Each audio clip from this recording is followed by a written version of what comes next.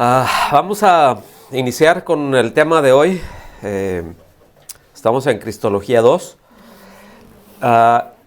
Y antes de propiamente, más bien a manera de introducción, me gustaría traerles esto para que ubiquen acerca de lo que vamos a estar tratando. Yo espero que hayan leído el material que se les mandó.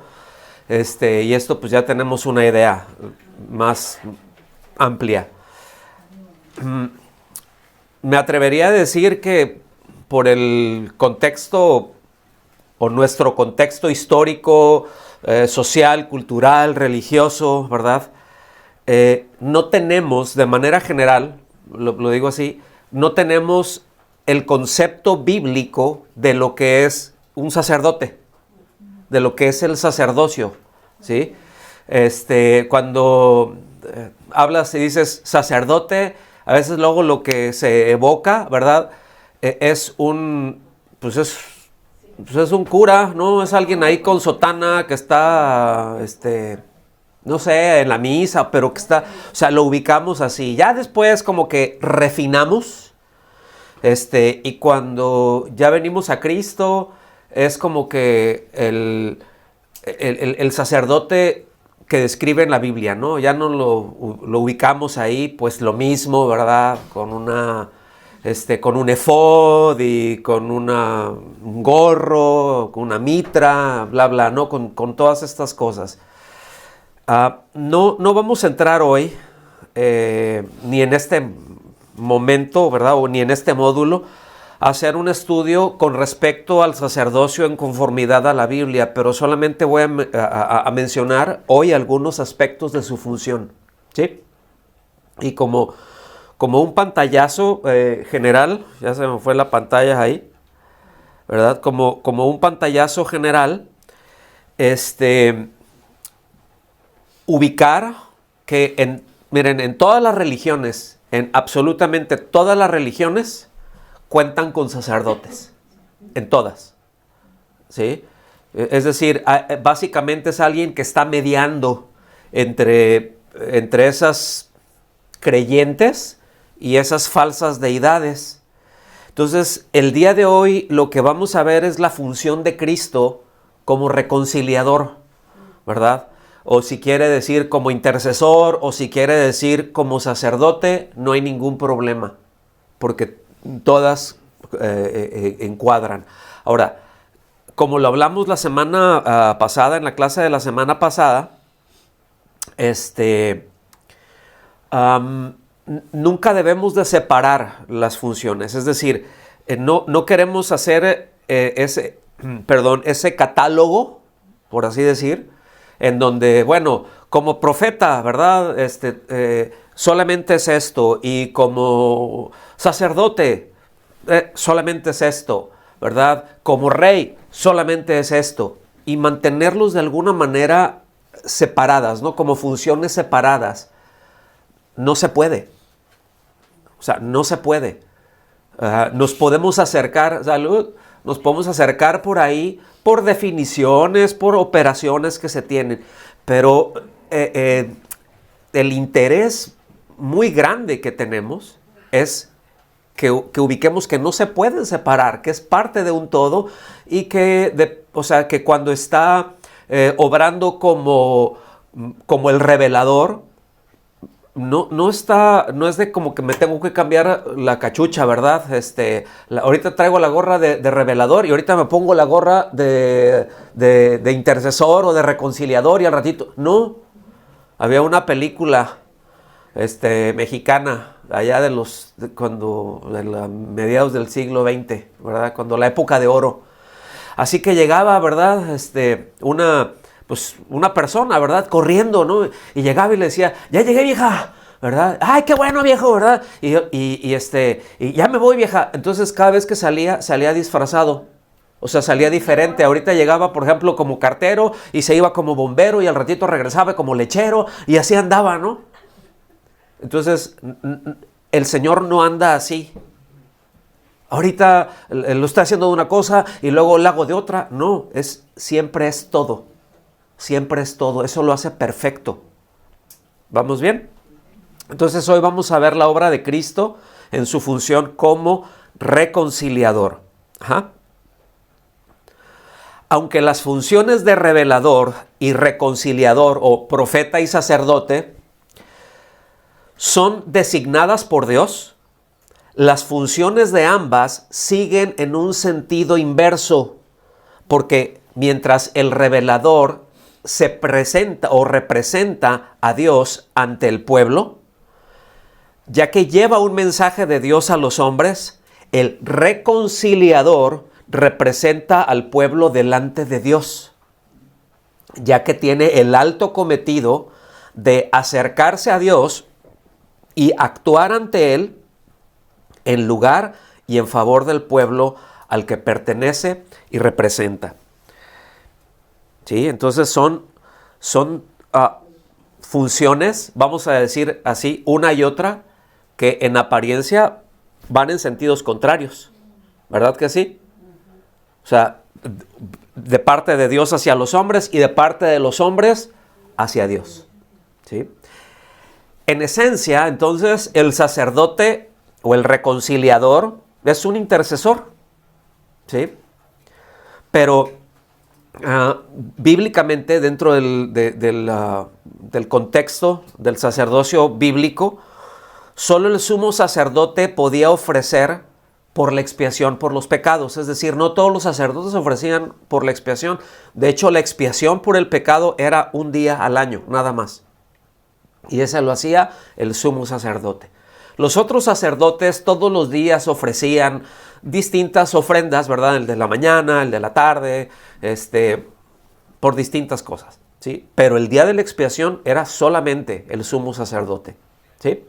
Ahora, Cristo no solamente fue asignado como el sacerdote, no solamente Él fue el sacerdote, ¿sí?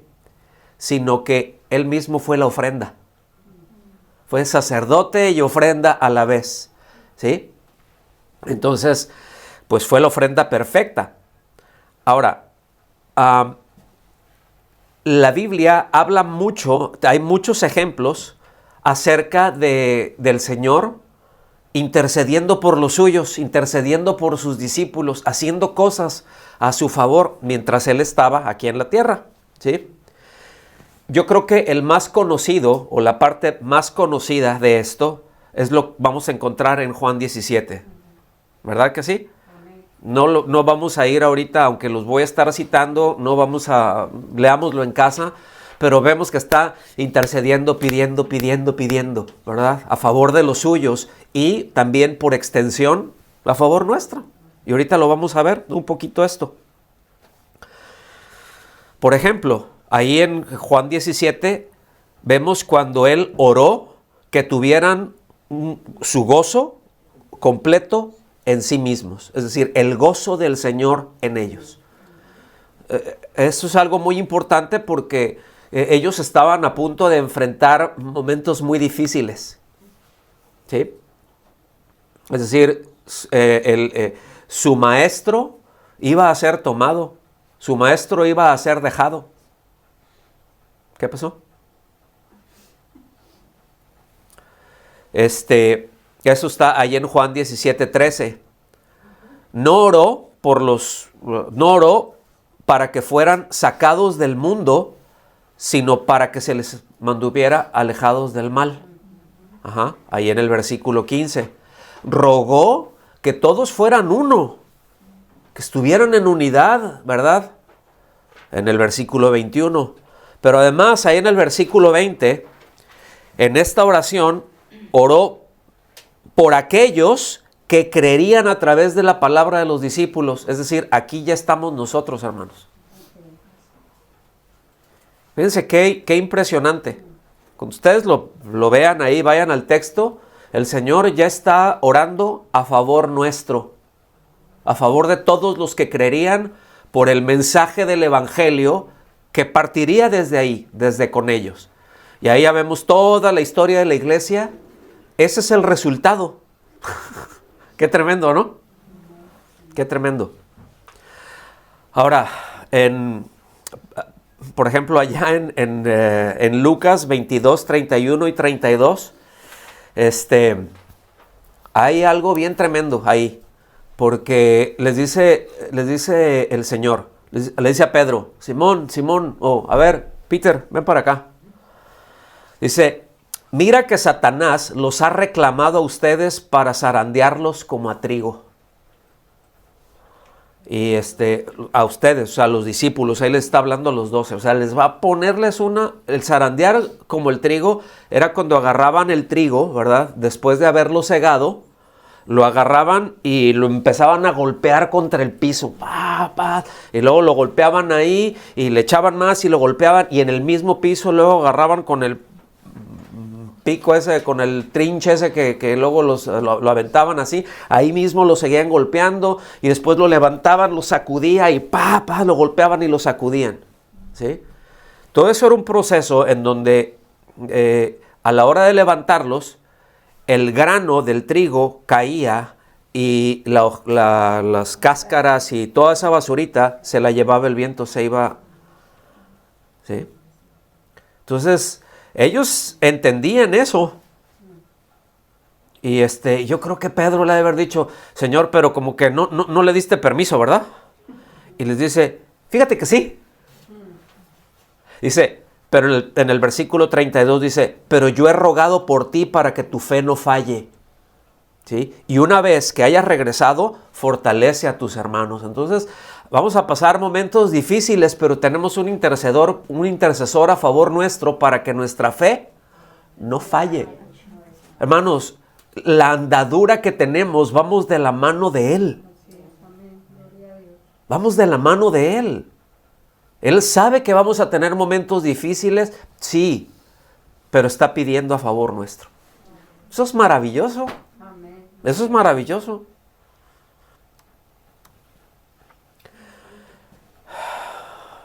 ¿Perdón? Lo que hizo Jesús por sus seguidores durante su estancia en la tierra, continúa haciéndolo. ¿Sí? En su presencia celestial ante el Padre. ¿En dónde está sentado el Señor? ¿Cuál es a la diestra, ¿verdad? En el lugar de autoridad.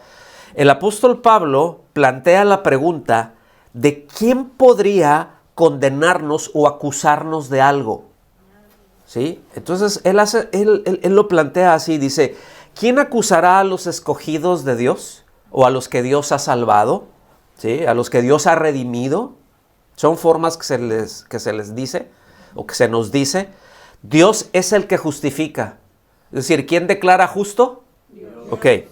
Dice, ¿quién es el que condena? Cristo, Jesús, es el que murió. Sí, más aún, el que resucitó, el que además está a la diestra de Dios, el que también intercede por nosotros. Sí. Eso es muy poderoso, pero muy poderoso. Está claro entonces que no es Cristo, ¿verdad? El que nos condena, porque Él mismo dijo, aunque Él tiene toda la autoridad, ¿sí? Y llegará el momento en que Él juzgará a la tierra, pero a los suyos no. ¿Lo ven? A los suyos no. De hecho, Él dijo, miren, yo no vine a juzgar, yo no vine a condenar, ¿sí? ¿Sino a qué? A salvar. ¿Sí? Entonces, pues está claro que Él está sentado a la diestra del Padre, que está intercediendo por nosotros. En Hebreos 7:25 se nos dice lo siguiente, por lo cual Él también es poderoso para salvar momentáneamente, salvar para siempre a los que por medio de Él se acercan a Dios. Hay un solo mediador entre Dios y los hombres, Jesucristo, hombre. Listo. ¿Cuántos mediadores hay? ¿Cuántos intercesores? ¿Cuántos reconciliadores hay entre Dios y los hombres? Uno, nada más. Entonces dice, puesto, es decir, debido, ¿por qué puede salvar para siempre? Debido o puesto que vive perpetuamente para interceder por ellos. ¿Sí? Enfatiza aquí el poder de salvar para siempre, no temporalmente. El Señor no salva temporalmente. Cuando salva a alguien, lo salva para siempre. Eso es lo que dice la Biblia. Eso es lo que enseña la Escritura. ¿Sí? Ahora, aquí esto es un punto importante que en su debido momento hablaremos más, pero es la seguridad de salvación que queda establecida en el don de la vida eterna, es decir, la gracia de Dios que nos, ¿verdad? El que cree tiene vida eterna, que Dios otorga a todo aquel que cree. ¿A quiénes?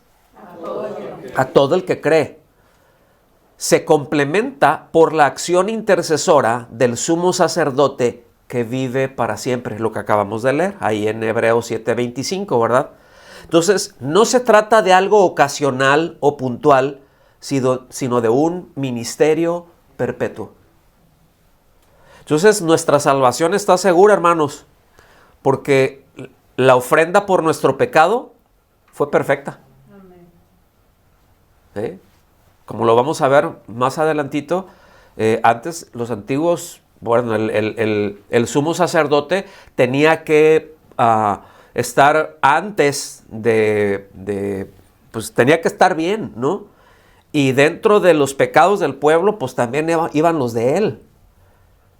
Y o sea, tenía que estar pidiendo no solo por los pecados del pueblo, sino por los de él. Pero Cristo no. O sea, es decir, Él tomó los pecados del pueblo y los presentó como si fueran de Él. Él siendo la ofrenda. Pero eso fue una vez y para siempre, ¿verdad? Precisamente por esto.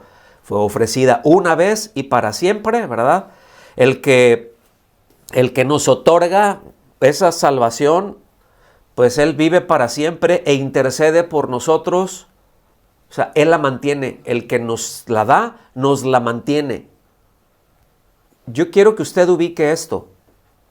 Él nos la da y Él la sostiene. ¿Sí? No es porque, como dicen algunos, bueno, si Dios te eligió para que te salvaras, pues sí o sí, y vivas de la manera en que vivas, no te vas a perder. Eso es una distorsión de la gracia y de la obra redentora de Cristo. Es una distorsión del carácter mismo de Dios.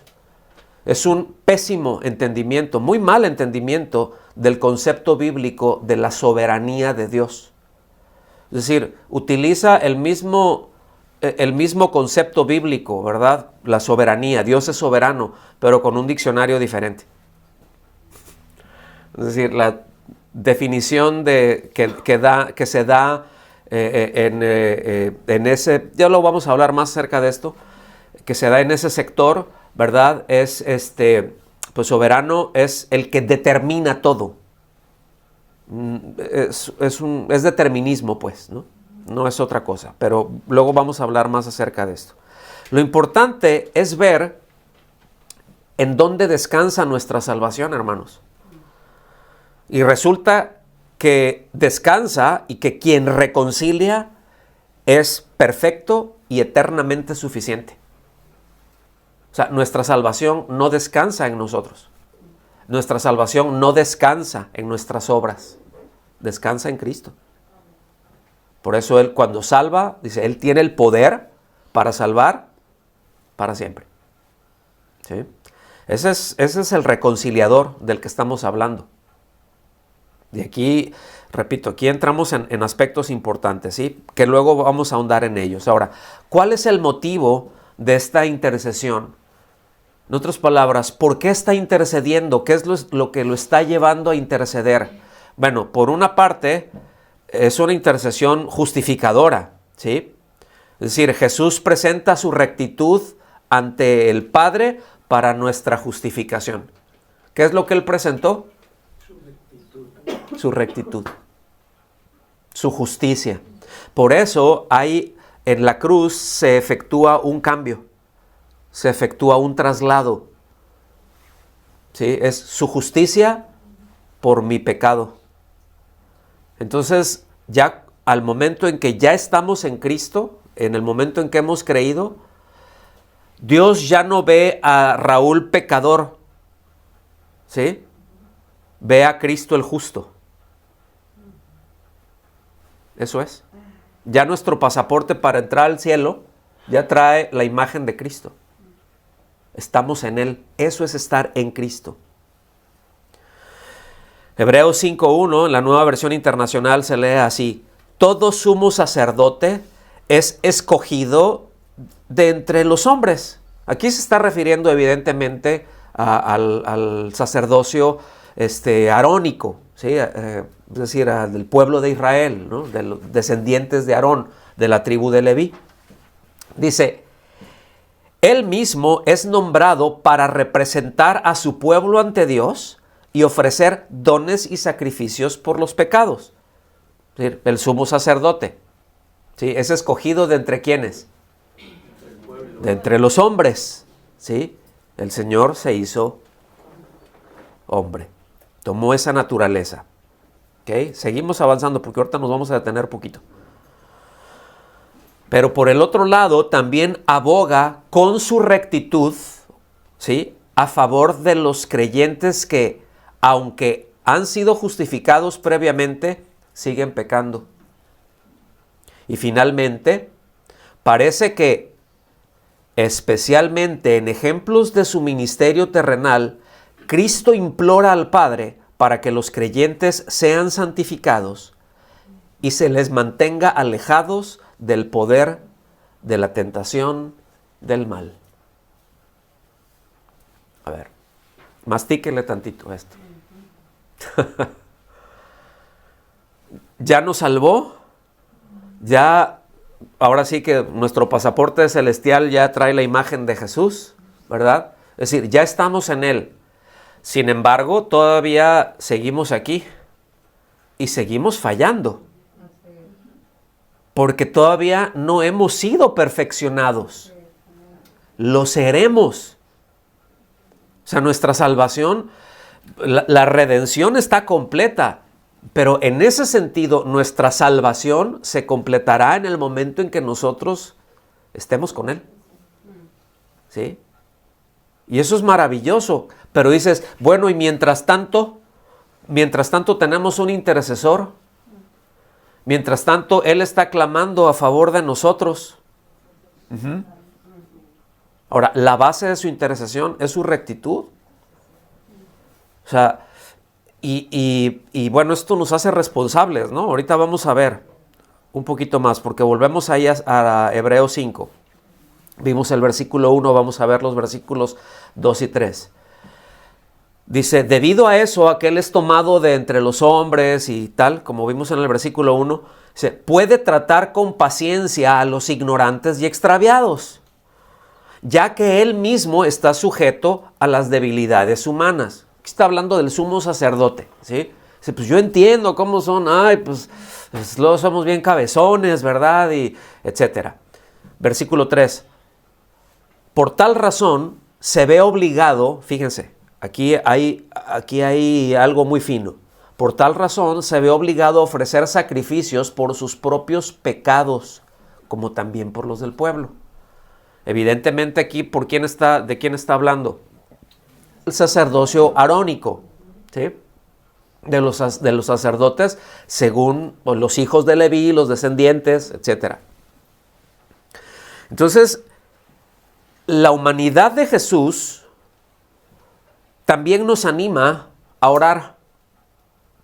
Como ya justificados, eso nos lleva a orar. Fíjense, cuando nosotros venimos al trono de Dios, sabemos que tenemos un sumo sacerdote que es compasivo y que nos representa. No solamente es un sumo sacerdote que dices, bueno, pues es un hombre, pero falible.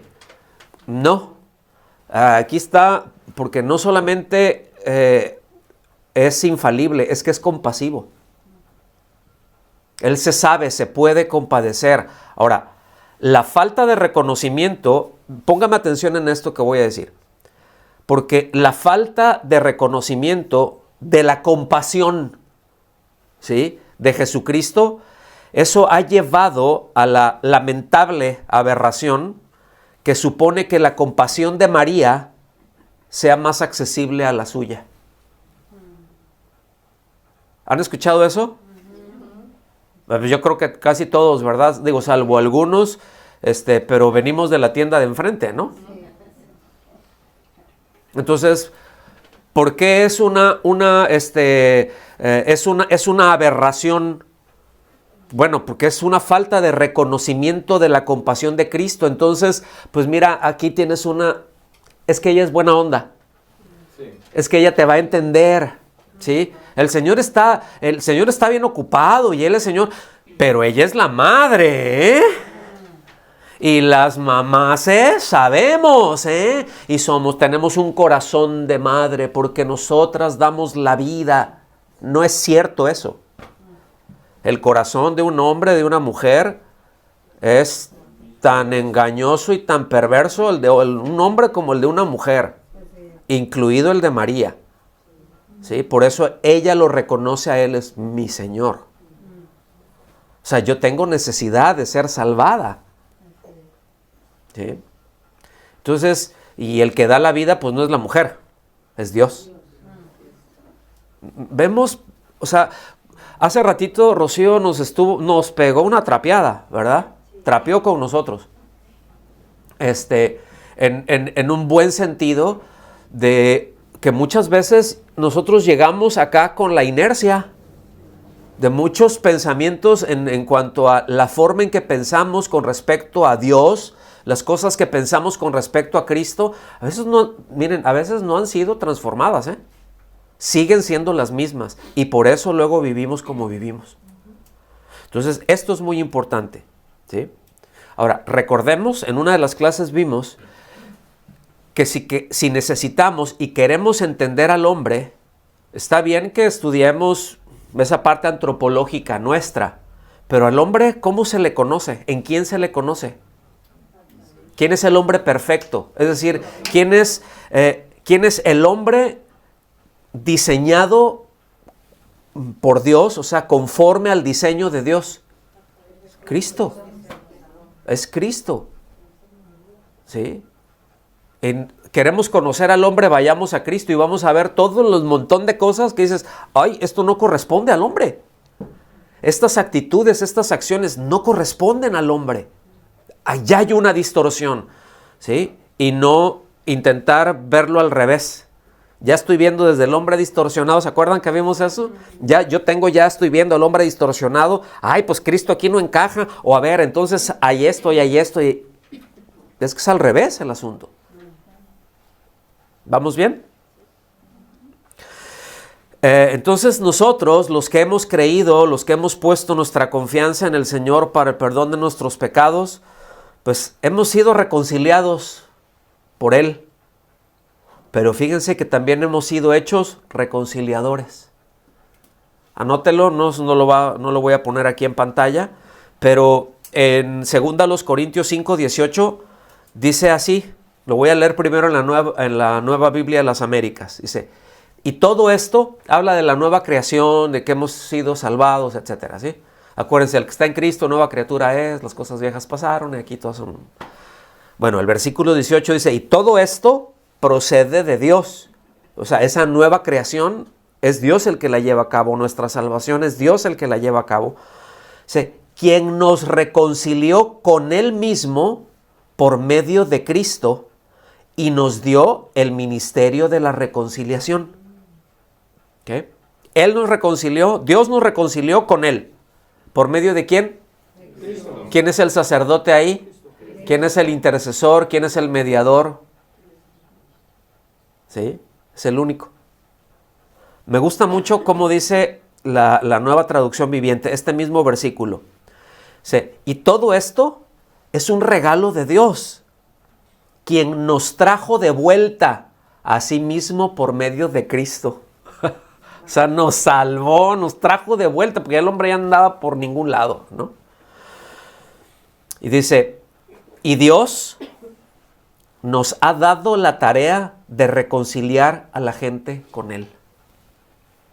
Dios nos ha dado la tarea de reconciliar a la gente con Él, por medio del mensaje del Evangelio, evidentemente. Pero vean aquí, es Dios el que escoge, el que toma a los sacerdotes, el que tomaba al sumo sacerdote. Bueno, ya nos escogió, ¿verdad? Ya nos salvó, entonces nos toma y nos hace reconciliadores. Para los que digan, yo no sé, yo no tengo ningún ministerio. Pues es reconciliador. Y vamos a ver más acerca de esto. Nos ha hecho sus reconciliadores, sacerdotes suyos, ¿verdad?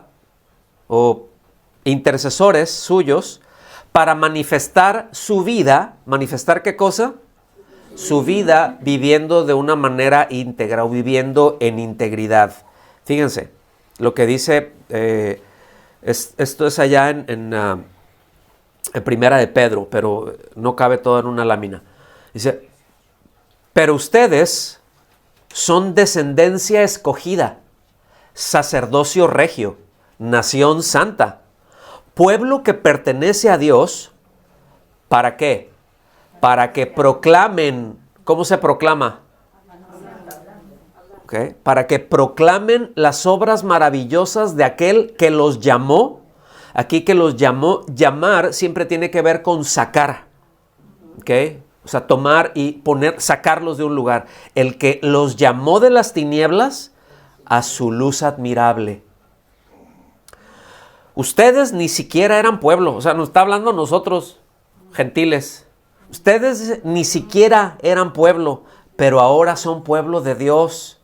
Antes no habían recibido misericordia, pero ahora ya la han recibido. ¿Sí? Versículo 11. Queridos hermanos, les ruego como a extranjeros y peregrinos en este mundo que se aparten de los deseos pecaminosos que combaten contra el alma.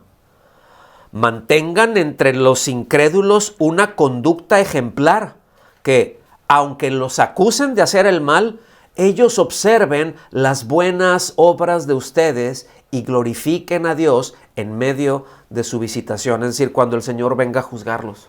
Que es lo mismo, es la misma idea que Pablo les da ya a los filipenses, ¿no? El Señor ha sido exaltado, otro nombre está por encima de todo nombre, ¿verdad? Y en el nombre de Jesús se doblará toda rodilla de los que están. O sea, no está hablando esto de un gran avivamiento, está hablando del día del juicio, que es, pues sí, ya lo vi, sí o sí.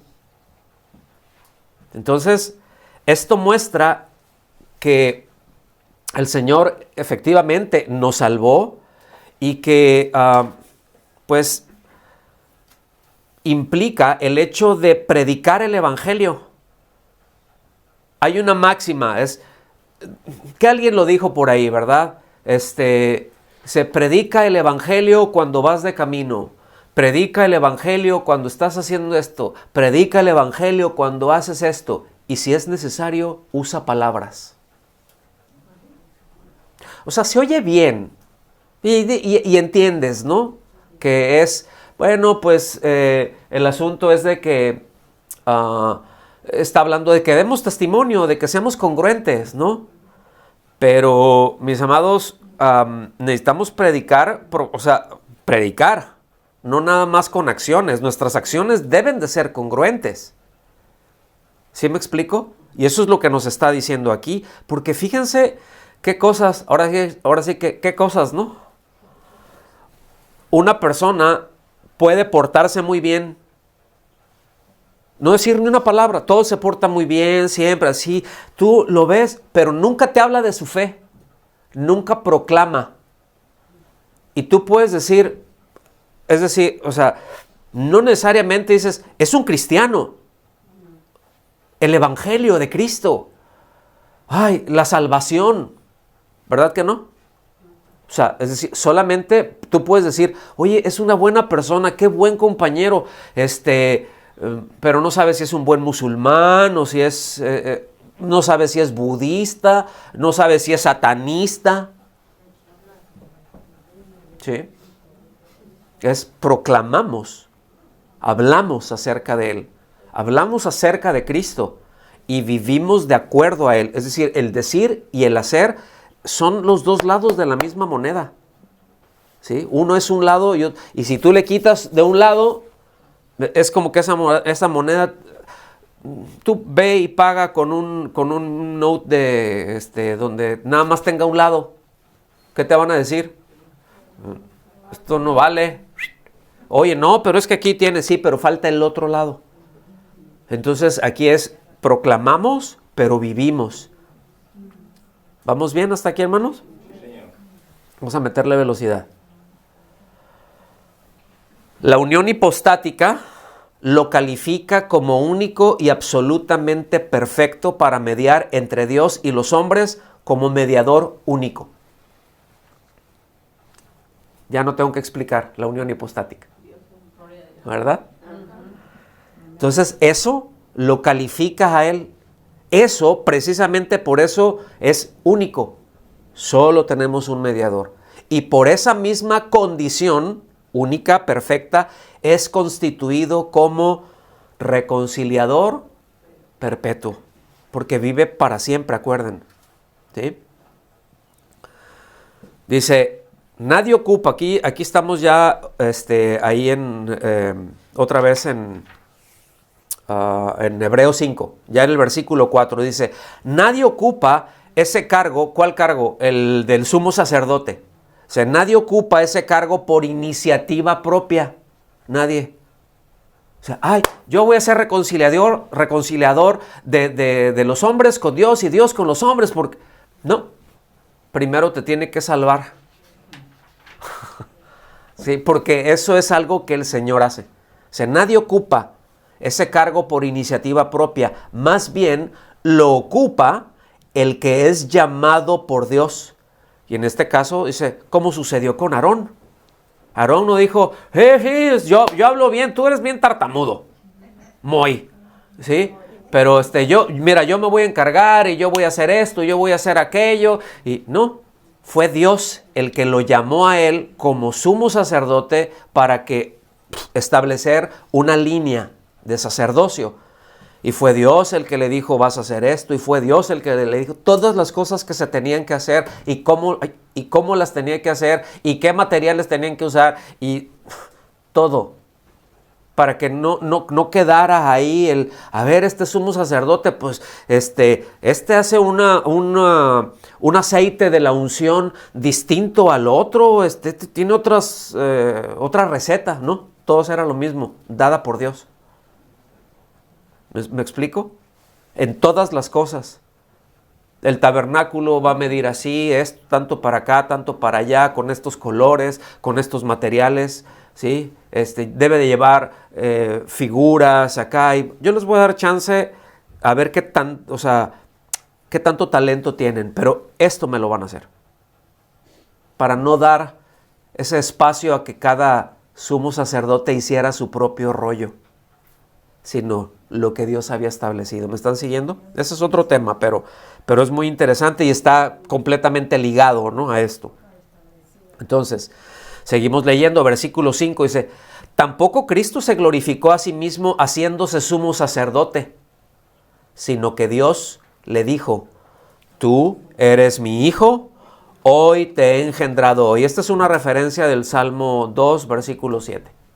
¿Sí? No se pierdan aquí eso de engendrado, acuérdense. Esto es de la misma sustancia. ¿Y hoy en qué tiempo está? Hoy, ¿en dónde vive Dios? Siempre. O sea, es eterno, en Él no hay tiempo, para Él es siempre presente.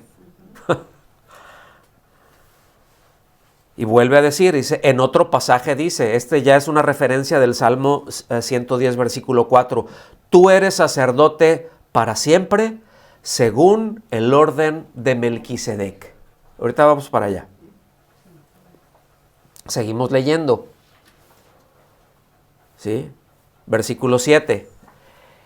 En los días de su vida mortal, Jesús ofreció oraciones y súplicas con fuerte clamor y lágrimas al que podía salvarlo de la muerte. ¿Se acuerdan de ese pasaje? ¿A qué se está refiriendo ahí? ¿En Getsemaní? O sea, si es posible, pase de mí esta copa. sea, yo no tengo que ir a la cruz, yo no tendría por qué ir a la cruz porque soy justo, ¿sí? Soy absolutamente, o sea, es impecable, literalmente, absolutamente santo, ¿sí? Pero no se haga mi voluntad, sino la tuya. Dice, y fue escuchado por su temor reverente. Versículo 8, aunque era hijo, mediante el sufrimiento, ahorita me voy a detener ahí, aprendió a obedecer. Así es como lo traduce la Nueva Versión Internacional. Reina Valera dice, por lo que padeció, aprendió la obediencia. Pero vamos con, ahorita a aterrizar ahí. Dice, al ser así perfeccionado, perfección se refiere a que no le falta nada, está completo, no le falta, no le sobra, es justo lo que tiene que haber. Llegó a ser autor de salvación eterna para todos los que lo obedecen. ¿Cómo es la salvación? Otra vez, ¿no? Y obedecerle es responder al llamado del Evangelio.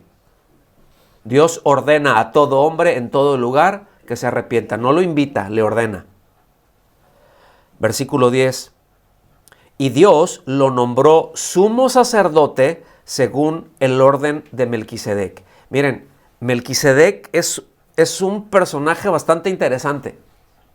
Ustedes se acuerdan, ¿no? De este personaje que le salió al encuentro por ahí a Abraham, ¿se acuerdan? Que venía de la derrota de esos reyes con los que salió a rescatar a la gente. Y dice que le salió Melquisedec. Dice, sin principio de días, sin fin de días, ¿sí? Melquisedec quiere decir rey de Salem o rey de paz, ¿sí? Melech Shalom, ¿sí? O Melech Shalem. Ese es, Melech es rey, ¿sí?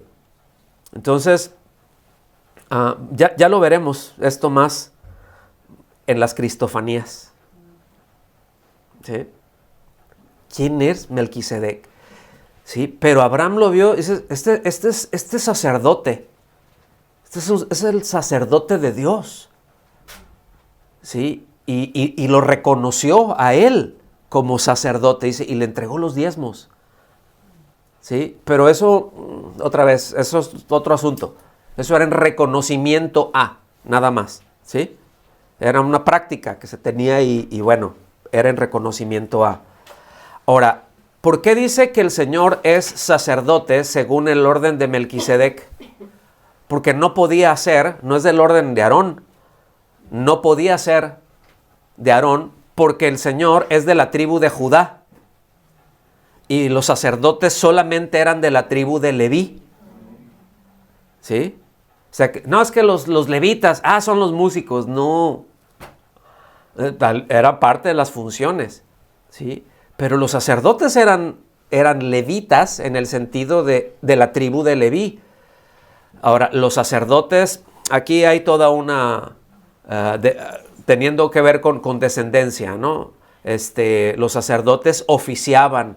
Los levitas, sus hermanos que no eran hijos, que no venían de la misma línea, aunque eran de la misma tribu, los apoyaban. Ahí estaban y eran encargados de otras cosas. ¿Estamos aquí? Ahora, el Señor era de Judá. Entonces no podía ser establecido como sacerdote. Es decir, no en el orden arónico.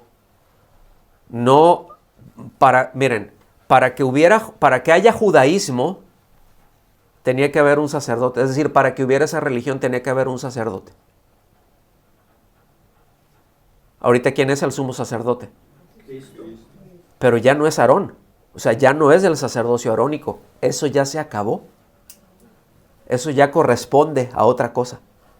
Ahorita hay un sumo sacerdote, pero que es según el orden de Melquisedec. Otra vez, ni principio de días, ni fin de días. Que es de la tribu de Judá y que... ¿Dónde está Jerusalén? ¿Sí? ¿Dónde está la ciudad del gran rey? ¿Sí? ¿Dónde está donde Abraham ofreció a Isaac como una figura de Cristo. El monte Moriah. ¿En dónde está el monte Moriah? En Judá, Jerusalén. ¿Sí? Es todo un rollo, pero lo que estamos dejando en claro es, sí es cierto, el pueblo tenía sus sacerdotes que tenían defectos de hombre. El Señor no. Viene de ahora sí que trae otra línea, ¿sí? Perfecta. Pongan atención con esto. Aquí nos vamos a regresar un poquito porque yo no sé ustedes, en mi caso luego es como que hay cosas que te rascas la cabeza a la hora de que las lees, ¿no? Y que ves y que oras y que bueno, buscas y ves comentarios, dicen, sí, pero ¿dónde está el asunto, no? Jesús no aprendió la obediencia en el sentido en que nosotros lo entendemos. ¿Cómo nos enseñan obediencia a nosotros?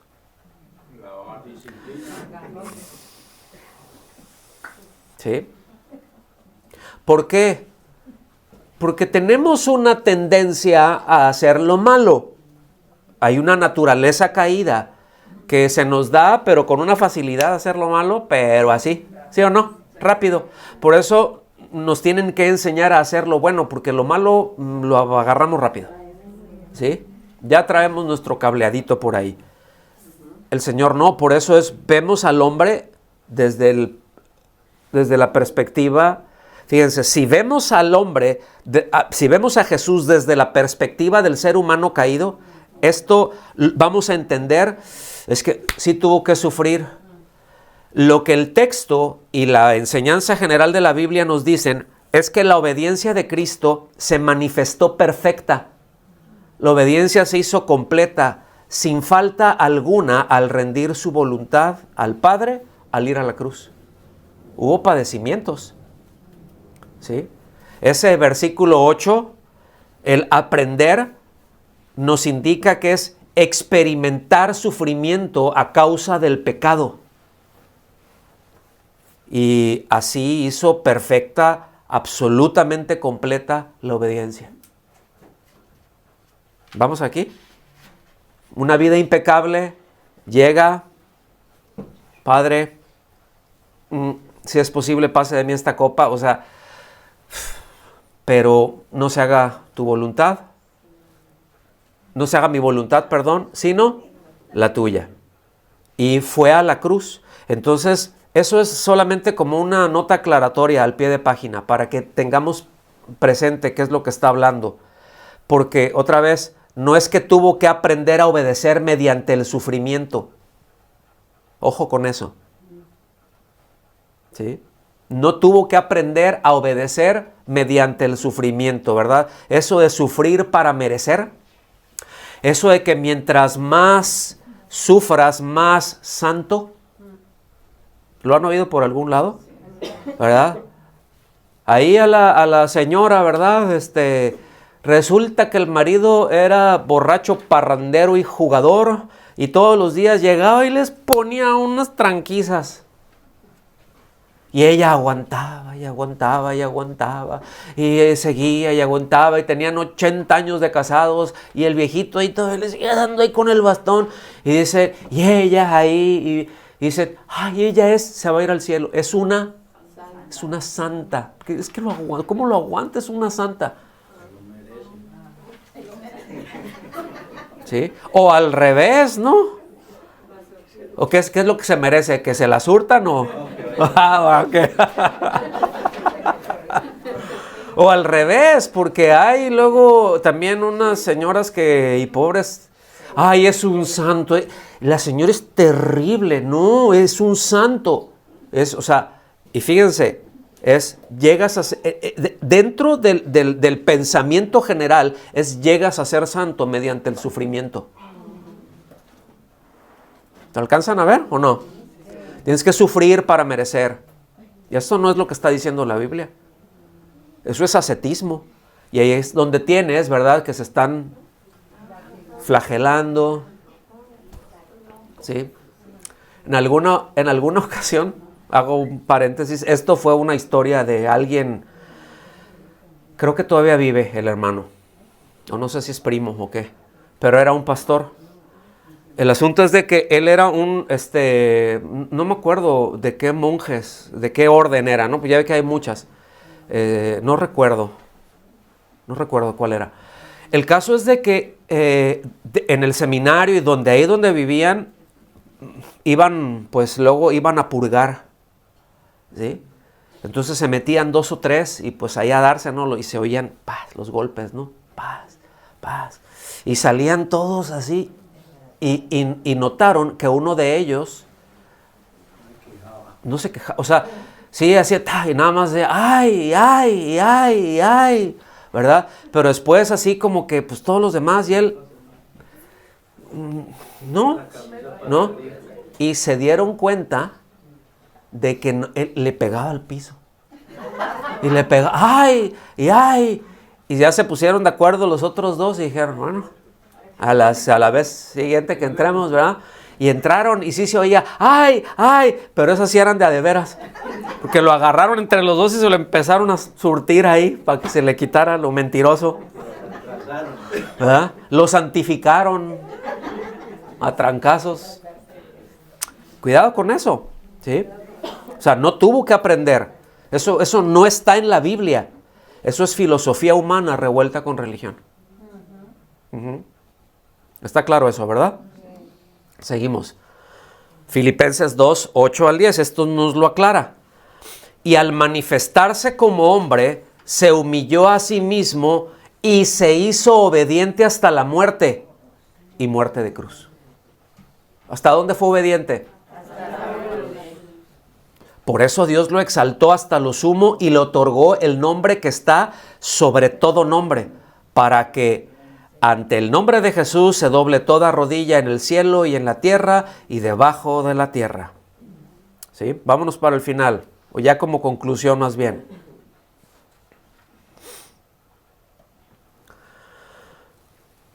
En su ministerio reconciliador, restaura el diálogo quebrado por la caída, que no es otra cosa que el juzgar del hombre a Dios, considerándolo como indigno de confianza. A ver, ¿lo leemos otra vez? Sí. En su ministerio reconciliador, restaura el diálogo quebrado por la caída, que no es otra cosa que el juzgar del hombre a Dios, considerándolo como indigno de confianza. Esto es muy serio, pero esto es incredulidad pura y dura. Es incredulidad. Cuando no creemos, es esto. Porque si yo te digo algo y tú sabes que eso que te estoy diciendo es verdad, o sea, dices, es digno de confianza, lo que tú digas está, o sea, si te dicen, métete ahí, no te va a pasar nada, mete el dedo ahí, no va a haber nada. Y dices, pues se ve feo, pero como tú me lo estás diciendo, yo voy y lo hago sin ningún problema, porque eres digno de confianza, ¿sí? Pero cuando sabes que esa persona no le crece la nariz nomás porque no se llama Pinocho, pero que es, híjole, que es mentiroso y te dice una cosa, ¿le crees o no? ¿Por qué? Porque no lo consideras como digno de confianza. ¿Dios es digno de confianza? Sí.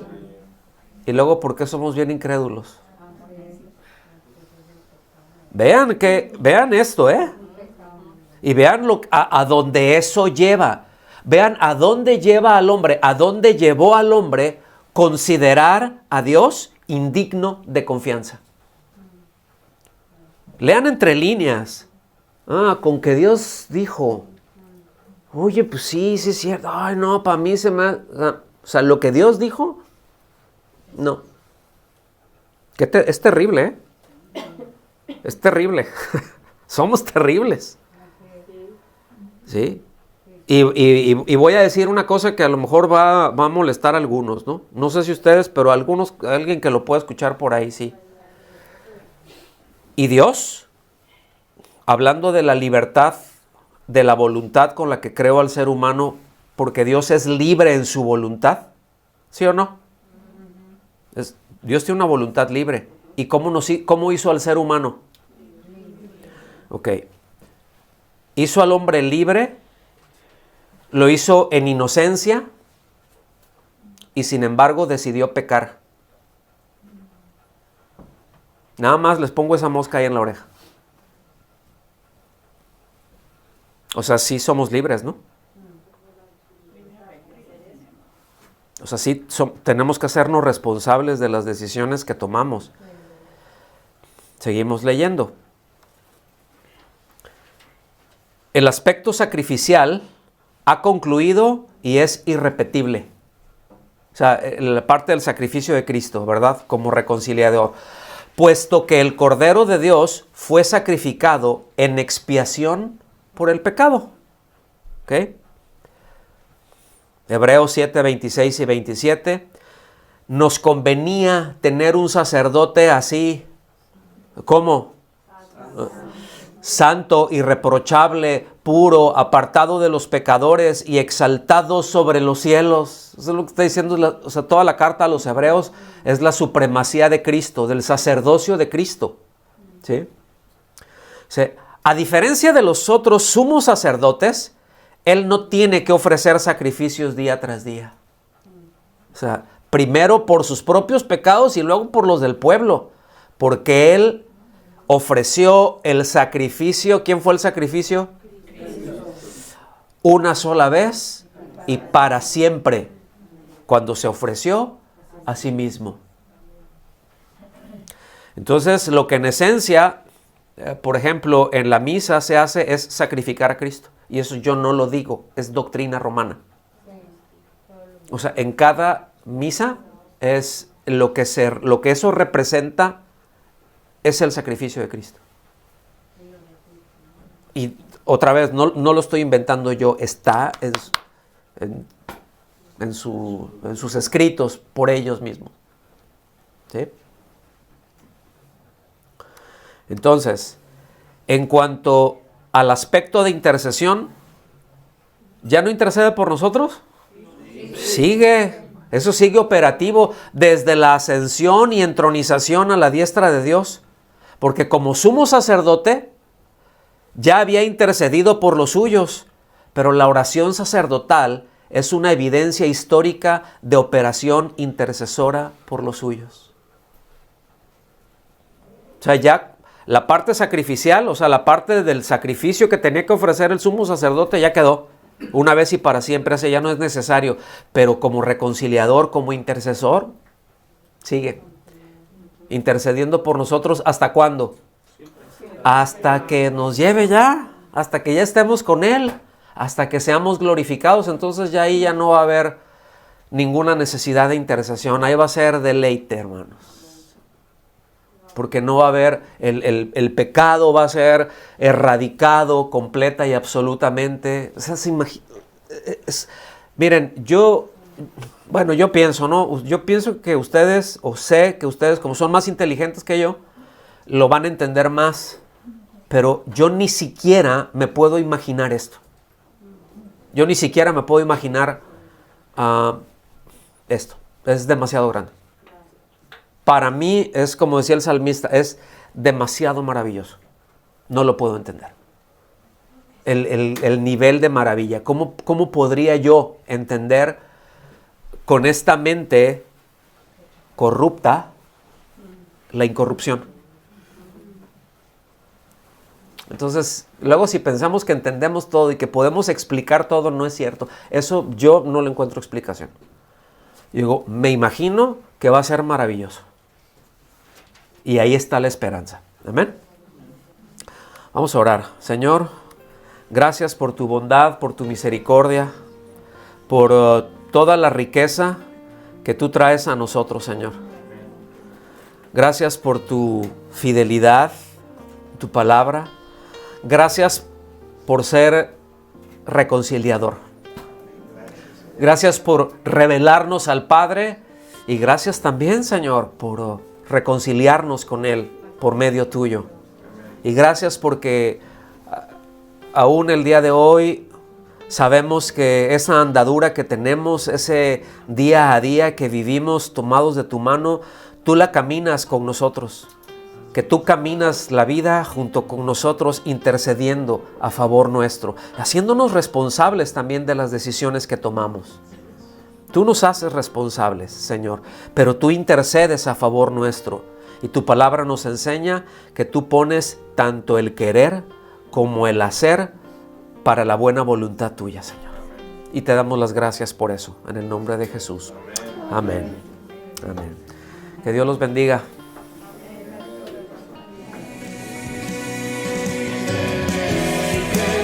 Necessário tu ser.